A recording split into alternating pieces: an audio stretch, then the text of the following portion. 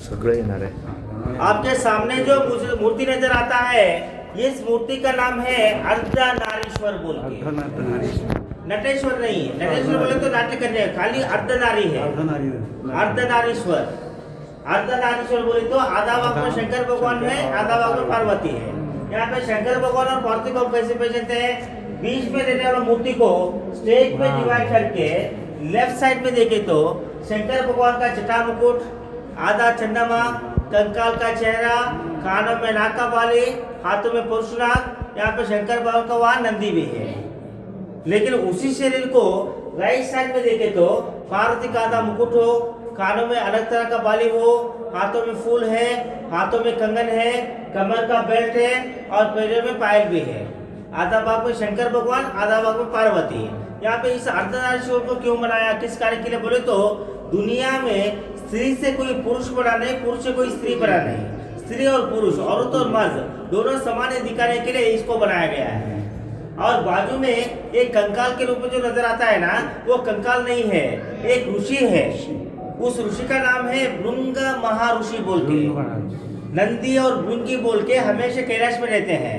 ये भृंग महाऋषि एक ब्रह्मचारी था, इसने प्रतिज्ञा ली थी, मैं कोई स्त्री को, कोई औरत को नहीं मान के, औरत को नफरत करके खाली शंकर भगवान को ही पूजा करके शंकर भगवान का परम भक्त बनूंगा।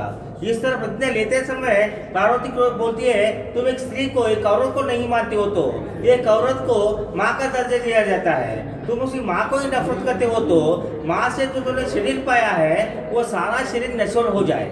इस तरह से शाप देने के बाद उसके शरीर में रहने वाला सारे मौस और खून चला जाके इस कंकाल के रूप में प्रकट होता है। क्यों बोले तो हमारे हिंदू संस्कृति के हिसाब से हड्डी जो आता है वो पिता से आता है और खून जो मांस जो आता है वो माँ से आता है। जब माँ का भाग खींच गया तो एक कंकाल बन गया। और 6 सदी में बिना कोई साइंस के ही चालुक्य के आर्टिस्ट को एक आदमी के शरीर की रचना के बारे में जानकारी था बोल के यहाँ से पता चलता है। जैसे आने वाला फुल रिब्स हो या हाफ रिब हो, knee cap, elbow, shoulder clear imagine किया गया है। और उसी तरह इसी कहानी को आधार रख के आज भी कुछ राज्यों में शंकर भगवान का मूर्ति है तो खाली आधा प्रदक्षिणा करते हैं। शंकर भगवान और पार्वती का है तो पूरा परिक्रमा इसी कहानी के ऊपर से। और उसी तरह दासी ने पार्वती का सखी, ये भी हाथों में मेकअप बॉक्स, जो मेकअप कहते हैं ना, वो भी पकड़ कर ज्वेलरी बॉक्स। एक्चुअली ये चीज यहाँ पे नहीं चाहिए था, लेकिन एक बैलेंस के लिए, एक ब्यूटी के लिए बनाया गया है। और दूसरा आध्यात्म के हिसाब से बोलना हो तो कौन सा भी बाह्य सौंदर्य के लिए ज्यादा इंपॉर्टेंस नहीं देना चाहिए। कौन सा भी सुंदरता हो एक ना एक दिन ये स्वरूप धारण करेगा बोल के दोनों भी बताया है। और ऊपर दीवार के ऊपर आकाश में तैरने वाले गंधर्व है। गंधर्व जो होते हैं हिंदू संस्कृति का शुभ का संकेत मानते हैं, इसलिए हर एक मंदिर में गंधर्वों का स्थापन होता है।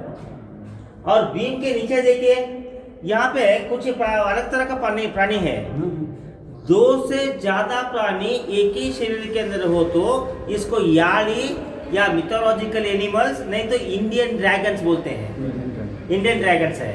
जैसे पाँव देखिए शेर के जैसा है, चेहरा देखिए हाथी के जैसा है, लेकिन दांत देखिए मगरमच्छ के जैसा है। फिर शेर का शरीर है लेकिन हरिण का चेहरा है, लेकिन खरगोश का कान है। यहाँ पे मछुआरा है,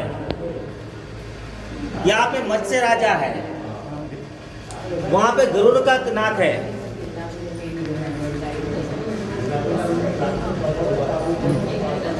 ऐसा एक काल्पनिक का प्राणी, नहीं तो इंडियन ड्रैगन्स बोल के पुकारा जाता है। ऊपर देखिए पत्थर में बनाए कमल का पुष्प है और दूसरे भाग में भी आकाश में तैरने वाले गंधर्व है। और बीच में देखिए इसको बोलते हैं नागराज यानी कि आदिशेष। इसका शरीर जो है सांप का, लेकिन चेहरा जो इंसान का, उसी तरह सर के ऊपर 5 शीश भी है, इसको नागराज यानी कि आदिशेष बोलते हैं। आपको और एक बात याद दिलाता हूँ, आज जो छड़े यहाँ देखते तो तीसरे सीढ़ी से लेके अंदर शिवलिंग के दीवार तक पूरा एक ही पत्थर में काट के बनाया है। लेकिन एक छोटी सी गलती हुआ है, क्या बोले तो तीसरे इस गलती को 5 उठा के रखा गया है, लेकिन कौन उठा के रखा गया, किस सदी में रखा गया, कोई जानकारी यहाँ पे नहीं है। लेकिन यहाँ पे क्यों